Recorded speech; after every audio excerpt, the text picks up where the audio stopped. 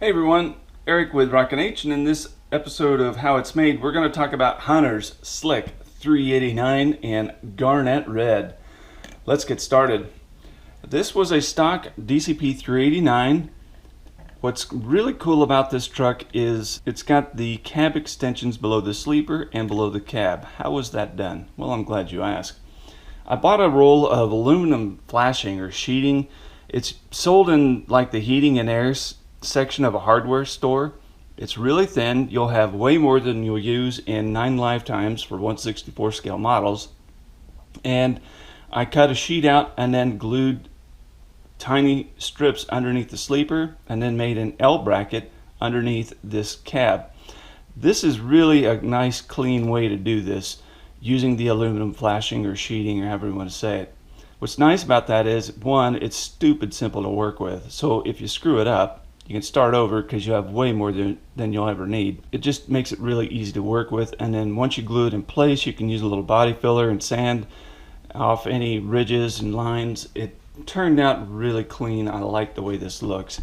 The only thing that is difficult about this is getting this L-shaped bracket right so you can fit your battery box underneath. You'll notice this might be just a bit narrow compared to a normal battery box, and that's because once it was on the truck, I didn't want to alter that and then screw up the paint. So I just made the battery box a little shorter, and that's how I solved that problem.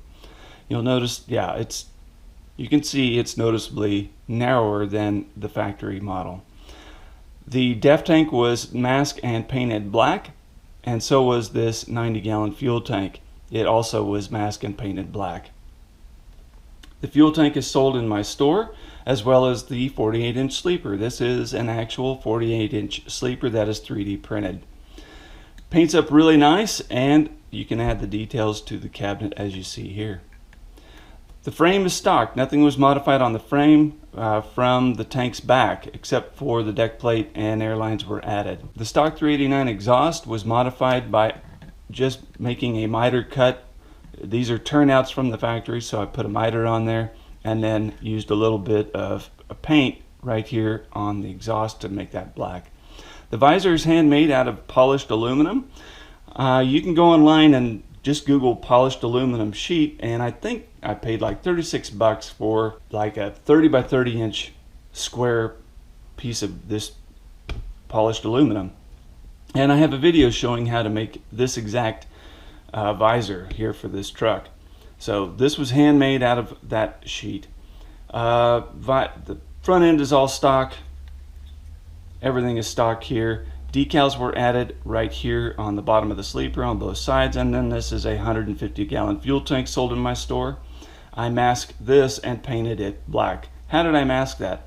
Well, actually, you can take, I use DOT tape, also sold in my store, and wrap it around those bands on the tank and then prime and paint. That's really all there is to it.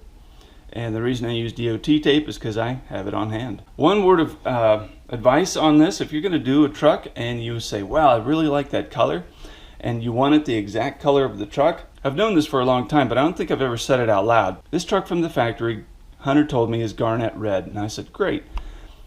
But I really need the last 6 of the VIN, because what I found was when I emailed my paint mixer, I said, hey, I need a touch-up bottle of garnet red. And they said, great. Which one? Aha. So I went back to Hunter. I said, I need the last 6 of your VIN. I called Peterbilt in Garden City, which is a town about 50 miles from me.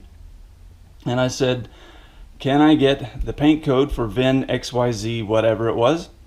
And then they sent back this paint code L0712, which is the exact shade of garnet red on Hunter's truck.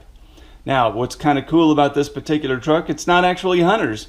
It's Hunter's father's truck. So his dad will receive this as a gift from Hunter, which is really, really cool. That is how this truck was made. If you want step-by-step lessons showing how to make all of this stuff and to do what I do, go to diecastlab.com. Join today for $9.99, and I thank you for watching.